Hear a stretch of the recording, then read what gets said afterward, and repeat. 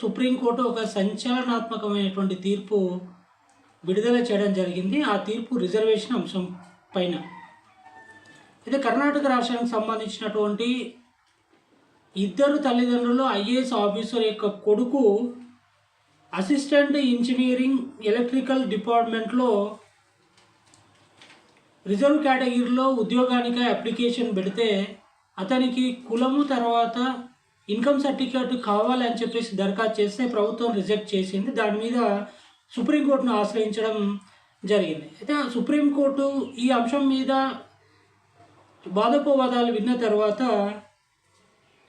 తల్లిదండ్రులు ఐఏఎస్ ఆఫీసర్లు అయితే కొడుకు రిజర్వేషన్ అవసరమా అని ప్రశ్నించడం, ఇలాంటి వాళ్ళు మినహాయిస్తూ ప్రభుత్వ ఉత్తర్వులు కావాలని అడగడం విడ్డూరంగా ఉందని చెప్పేసి, ఇలాగే కొనసాగితే రిజర్వేషన్ వ్యవస్థ నుంచి ఎప్పటికీ బయట పడలేమని చెప్పేసి సంచలనాత్మకమైనటువంటి తీర్పు ఇవ్వడం అనేటువంటి జరిగింది. కాబట్టి ఇది చాలా ముఖ్యమైనటువంటి అంశం. ఎందుకంటే రిజర్వేషన్ల అంశం పైన చాలా సందర్భం లోపల సుప్రీంకోర్టు వ్యాఖ్యలు చేయడం అనేటువంటిది జరిగింది. వాటి ఫలితంగా చాలా రాష్ట్రాల లోపల రిజర్వేషన్ అనేటువంటిది మినహాయింపులు ఉన్నాయి. అయితే అభివృద్ధి చెందినటువంటి కులాలు, ఉన్నత ఉద్యోగాలు చేసేటువంటి కుటుంబాల పిల్లలకు రిజర్వేషన్ అవసరం లేదు అనేటువంటి విషయం సుప్రీంకోర్టు ఇచ్చినటువంటి తీర్పు ద్వారా స్పష్టంగా మనకు బయటపడ్డది. అంటే ఇక్కడ రిజర్వేషన్ అనేటువంటిది కులాల వైజ్గా ఉంది కాబట్టి ఆ కులంలో పుట్టినటువంటి మా పిల్లలకు రిజర్వేషన్ కావాలనడం తప్పు లేదు. తల్లిదండ్రుల ఐఏఎస్ ఆఫీసర్స్ అయినా, ఐపీఎస్ ఆఫీసర్స్ అయినా, ఉన్నత ఉద్యోగస్తులు ఉన్న ప్రైమ్ మినిస్టర్ కొడుకైనా, ముఖ్యమంత్రి కొడుకైనా రిజర్వేషన్ అనేటువంటిది కులాలకు ఉన్నాయి కాబట్టి అడగడం తప్పు లేదు. మరి సుప్రీంకోర్టు ఏం చెప్పింది అని అంటే, వాళ్ళకు రిజర్వేషన్ అవసరమా అని చెప్పేసి ప్రశ్నించింది. రిజర్వేషన్ కులాల వైజ్గా ఇచ్చి మళ్ళీ వారిని ప్రశ్నించడం అనేటువంటి దేనికి సూచకం? క్రిమిలేయర్ అనేటువంటిది కేవలం ఓబీసీ కులాలకు మాత్రమే ఉంది. ఎస్సీ ఎస్టీ కులాలకు క్రిమిలేయర్ అనేటువంటిది లేదు. క్రిమిలేయర్ అనేటువంటిది కేవలం ఒక ఓబీసీ కులానికే ఉంది, కానీ ఎస్సీ కులానికి ఎస్టీ కులానికి లేదు. అలాంటప్పుడు వెనుకబడినటువంటి తరగతికి సంబంధించినటువంటి ఎస్సీ ఎస్టీ కమ్యూనిటీ వాళ్ళ యొక్క పిల్లలు ఉన్నత ఉద్యోగస్తులైన తల్లిదండ్రులు, ఉన్నత ఆర్థికంగా బలంగా ఉన్నారని పిల్లల్లో వాళ్ళు రిజర్వేషన్ కావాలని అడగడంలో తప్పు లేదు. కానీ ఇక్కడ ఉన్నటువంటి ఒక విషయం ఏంటంటే, ప్రభుత్వమే అన్ని కులాలకు రిజర్వేషన్ అవకాశం కల్పించింది. దాదాపుగా ఈ దేశంలో ఉన్నటువంటి అన్ని కులాలకు రిజర్వేషన్ ఉంది. ఓబీసీ ఉంది, ఎస్సీ ఉంది, ఎస్టీ ఉంది, ఈడబ్ల్యూఎస్ రిజర్వేషన్ ఉంది. రిజర్వేషన్ లేని కులాలు అనేటువంటివి లేవు ఈ దేశంలో. మతపరమైనటువంటి రిజర్వేషన్ అని చెప్పేసి చాలామంది వ్యతిరేకించిన, ఇప్పుడు మతపరమైనటువంటి రిజర్వేషన్లు ఆమోదిస్తూ మైనార్టీ రిజర్వేషన్స్ వచ్చినాయి. తర్వాత హిందూ రిజర్వేషన్స్ అనేటువంటివి కూడా ఈ దేశం లోపల ఉన్నాయి. అయితే ఇక్కడ దీనికి సంబంధించినటువంటి అంశాలను మనం క్షుణ్ణంగా పరిశీలిస్తే, సుప్రీంకోర్టు ఇచ్చినటువంటి తీర్పు పరంగా అసలు ఐఏఎస్ ఆఫీసర్ యొక్క కొడుకులు కానీ, ఉన్నత ఉద్యోగస్తుల యొక్క కొడుకులు రిజర్వేషన్కి అర్హులా కాదా అనేటువంటి విషయాన్ని మనం పరిశీలిద్దాం. అయితే ఈ వీడియోలో పూర్తి స్థాయిగా రిజర్వేషన్ అంశాన్ని మనం పరిశీలిస్తే, 1921లో మద్రాస్ ప్రెసిడెన్సీ అనేటువంటిది జస్టిస్ పార్టీ ప్రభుత్వము అధికారంలో ఉన్నప్పుడు బ్రాహ్మణులేతరులకు రిజర్వేషన్ అవకాశాలను కల్పించింది. అంటే ముస్లిమ్స్కు, క్రిస్టియన్స్కి, తర్వాత ఇతర వెనుకబడినటువంటి ఎస్సీ ఎస్టీ సామాజిక వర్గానికి దమాషా ప్రకారము వర్గ కోటాలను వర్గీకరించింది.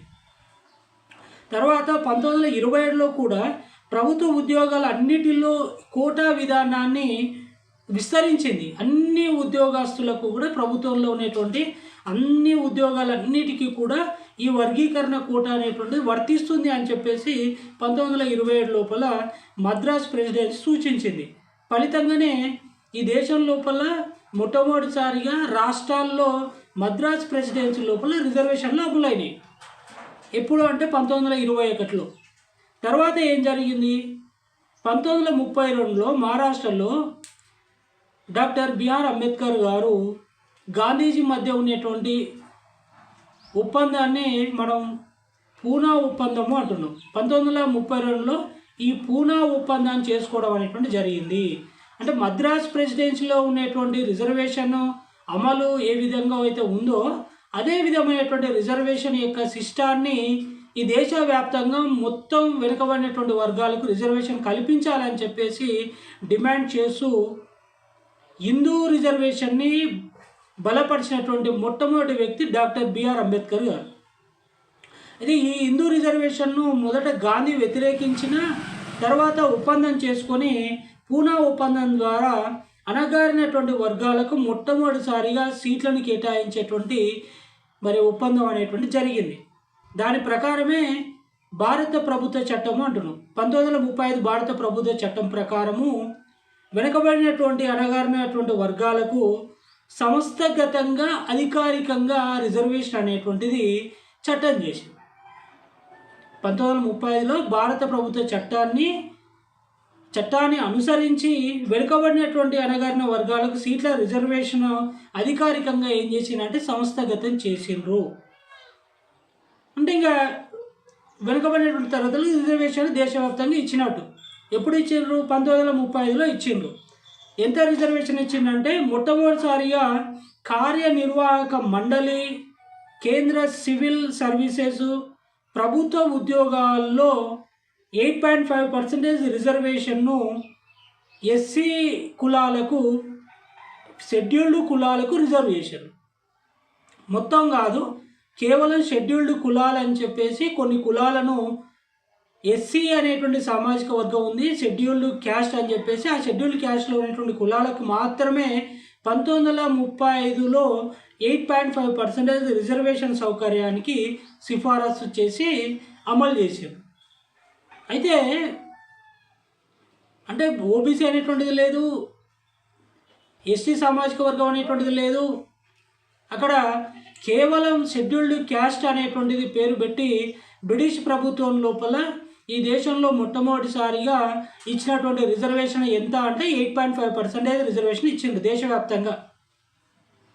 అయితే ఇక్కడ 1951 నుండి 15(4) ఆర్టికల్ నుండి 16(4) ఆర్టికల్ నుండి ఈ దేశంలో ఉన్నటువంటి అణగారినటువంటి వర్గాలను ఎస్సీలు షెడ్యూల్డ్ క్యాస్ట్ అని చెప్పేసి, షెడ్యూల్డ్ ట్రైబల్స్ అని చెప్పేసి గిరిజనులను 2 రకాలుగా వర్గీకరించి వీరందరికీ ఉమ్మడిగా 1950 నుండి ఒకరికి ఎస్సీలకు 15% రిజర్వేషను, ఎస్టీలకు 7.5% రిజర్వేషన్, మొత్తంగా 22.5% రిజర్వేషన్ 1950 నుంచి అమలు చేస్తున్నారు.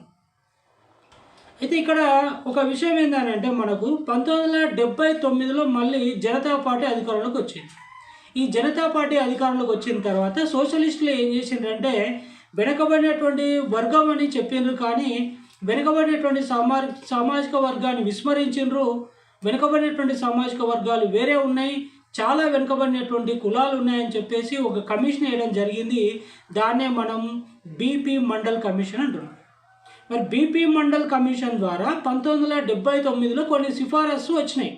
ఈ సిఫార్సులను 80లో ఉన్నటువంటి అప్పుడు ప్రభుత్వము అమలు చేయలేదు. ఇందిరాగాంధీ ఎమర్జెన్సీ తర్వాత అధికారంలోకి వచ్చింది, ఆమె అమలు చేయలేదు. మరి ఇందిరాగాంధీ అంటే కాంగ్రెస్ ప్రభుత్వం అమలు చేయలేదు.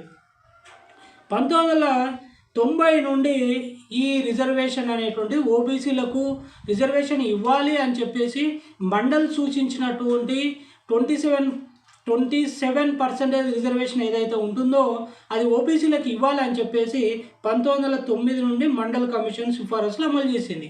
అప్పుడు ఎవరున్నారు? కాంగ్రెస్ ప్రభుత్వమే ఉంది. మరి మండలి ఇచ్చినటువంటి సిఫారసులను 1980 నుండి ఎందుకు అమలు చేయలేదు?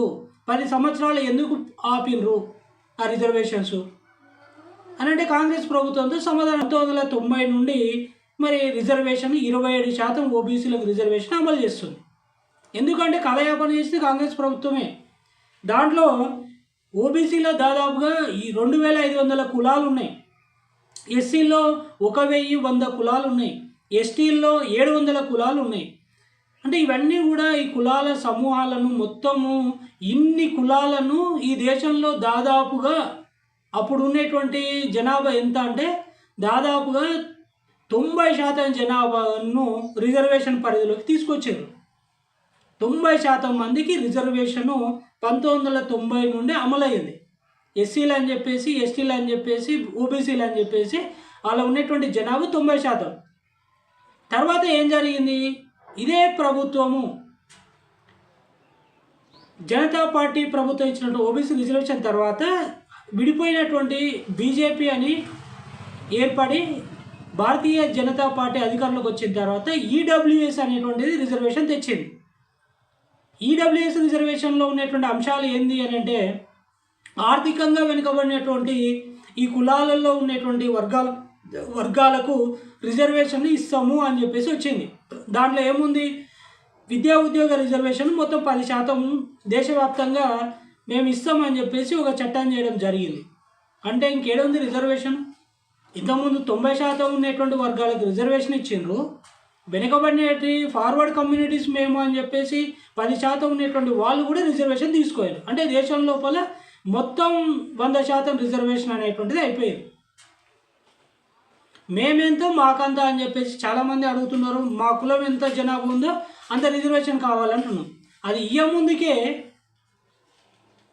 రిజర్వేషన్ అనేటువంటిది 100% ఉన్నటువంటి కులాలకు ఇచ్చేసింది. ఎంత ఇచ్చింది అంటే, అది కూడా పెరగకుండా ఇంద్రసాని కేసును లెక్క చేయకుండా, ఇంద్రసాని కేసు 1992లో సుప్రీంకోర్టు ఏం తీర్పు చెప్పిందంటే 50% పరిమితి దాటకూడదు రిజర్వేషన్లు ఈ దేశంలో అని అన్నది. మా పరిమితిని ఎత్తేస్తూ బీజేపీ ప్రభుత్వము రిజర్వేషన్ ఎంత వరకు తెచ్చింది అని అంటే 59.5% రిజర్వేషన్ తెచ్చింది. అంటే 50% పరిమితి అనేటువంటిది లేదు. ఇప్పుడు 59.5% రిజర్వేషన్ ఉంది. మరి ఇప్పుడు వచ్చినటువంటి సుప్రీంకోర్టు తీర్పు ద్వారా ఈ ఓబీసీలు కానీ, ఎస్సీలు కానీ, ఎస్టీ అనేటువంటి సామాజిక వర్గంలో ఎవరైతే బలమైనటువంటి ఉన్నత కులాలు కానీ, ఉన్నత ఉద్యోగాలు చేసేటువంటి పిల్లలు కానీ, ఉన్నత పదవుల్లో ఉండేటువంటి వారు, ఉన్నతంగా వ్యాపారం చేసేటువంటి కుటుంబాలు ఏవైతే ఉంటున్నో వారి పిల్లలకు రిజర్వేషన్ అవసరమా అని ప్రశ్నించింది. కులాల వైజ్గా రిజర్వేషన్ అని అమలు చేస్తామని చెప్పి ఇట్లా ప్రశ్నించడం ఎందుకు అర్థం అవ్వట్లేదు. ఆర్థికంగా అదే కులాలు ఎస్సీ, ఎస్టీ, బీసీ సామాజిక వర్గంలో ఆర్థికంగా వెనుకబడినటువంటి కులాలు, ఇప్పటికీ వెనుకబడినటువంటి కులాలు చాలా ఉన్నాయి. రిజర్వేషన్ పరంగా వచ్చేటువంటి ఉద్యోగాలు కానీ, చదువు కానీ, రాజకీయ పదవులు కేవలం ఆర్థికంగా బలంగా ఉన్నటువంటి వర్గాలకు మాత్రమే అందుతున్నాయి. అంటే రిజర్వేషన్ ఫలాలు ఎస్సీ, ఎస్టీల్లో కూడా అణగారినటువంటి వర్గాలకు, పేదలకు రిజర్వేషన్ ఉపయోగపడటలేదు. వాస్తవం. ఈ దేశం లోపల చూడండి, ఏ రాష్ట్రంలోకి పోయినా అని చూడండి, రిజర్వేషన్ అనేటువంటిది పేదలకు అనేటువంటిది లేదు. ధనవంతులకే ఉంది. ఎస్సీలకు ఇచ్చిన రిజర్వేషన్ అయినా, ఎస్టీలకు ఇచ్చిన రిజర్వేషన్ అయినా, ఓబీసీలకు ఇచ్చినటువంటి రిజర్వేషన్ అయినా ఈ దేశంలో ధనవంతులకే రిజర్వేషన్ కానీ పేదలకు రిజర్వేషన్ లేదు. నేను ఊక చెప్పట్లేదు, లెక్కల ప్రకారమే చెప్తున్నాను. మీరు కూడా చూడండి. రీసెంట్గా తెలంగాణ గవర్నమెంట్ చేసినటువంటి కులగణన, కుల సర్వేలో వెనుకబడినటువంటి తరగతులు అని చెప్పేసి 67% సూచించింది. అంటే 67% పేదరికం ఉన్నట్టు. 67% కుటుంబాలు పేదరికంలో ఉన్నాయి. బీసీలు ఉన్నారు, ఎస్సీలు ఉన్నారు, ఎస్టీలు ఉన్నారు. కానీ మరి అంత రిజర్వేషన్ ఉందా అంటే లేదు. అంటే రిజర్వేషన్ కంటే ఎక్కువనే ఇంకా పేదరికం ఉంది ఈ దేశంలో. పేదలకు మాత్రం రిజర్వేషన్ ఉండాలా? ఆర్థిక సమానత్వం, సామాజిక సమానత్వం సాధించాలి అని అంటే రిజర్వేషన్ అమలు చేయాలన్నారు. మరి రిజర్వేషన్ ఎవరి కోసము, పేదలు ఎంతమంది ఉన్నారు అనేటువంటిది మనం పరిశీలిస్తే ఈ దేశంలో అయోమయం ఉంది. ఈ దేశంలో ఉన్నటువంటి రిజర్వేషన్ అమలు అనేటువంటి సరిగా లేదు. కాబట్టి ఇప్పుడు కులగణనకు కేంద్ర ప్రభుత్వం కూడా ముందుకు వస్తుంది. ఈ కులగణన ద్వారా కూడా దేశవ్యాప్తంగా ఉన్నటువంటి కులాలు, వాళ్ళ ఆర్థిక పరిస్థితి, ఎస్సీ, ఎస్టీ, తర్వాత బీసీ సామాజిక వర్గానికి సంబంధించినటువంటి అంశాలను మొత్తం తెలుసుకోవచ్చు. కాబట్టి అలాంటప్పుడు వాళ్ళ లెక్కల ద్వారా కూడా అసలు ఈ వ్యవస్థ అనేటువంటిది కరెక్టా అనేటువంటిది మనం ఒకసారి ఆలోచిస్తే, ఆ లెక్కలు వచ్చిన తర్వాత కాదు, ఇంతకుముందు నుంచి కూడా మనం ఆలోచిస్తే ఇప్పుడున్న రిజర్వేషన్ అనేటువంటి తప్పు.